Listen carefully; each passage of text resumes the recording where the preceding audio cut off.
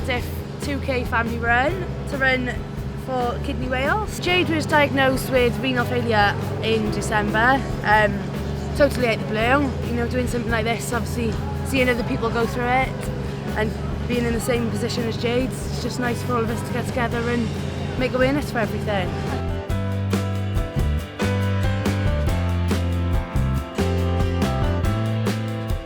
Well, I'm recently been put on the transplant list due to my second kidney failing.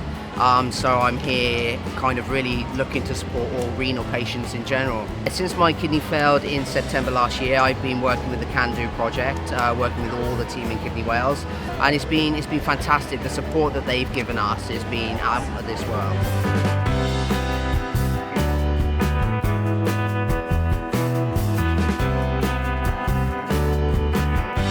I am the race starter for today, so this is my first Cardiff 10K. I've done a few of the Cardiff runs, but I'm really excited to be doing this one, and we're really here just to raise awareness for a massive cause.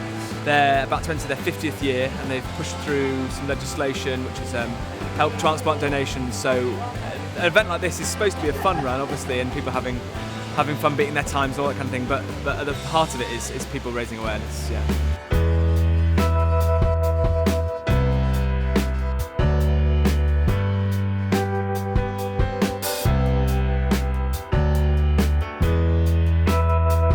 We're in an amazing position, and it's one of the best races, of course, record numbers this year. The sun is shining in Cardiff as it always does for the Cardiff 10K, and we've got 6,000 runners and 1,000 runners in the 2K. It's the biggest event that we've had, and we're planning for next year now, and we're hoping to have a bigger and better race for 2017 because it's 50 years of Kidney Wales Foundation.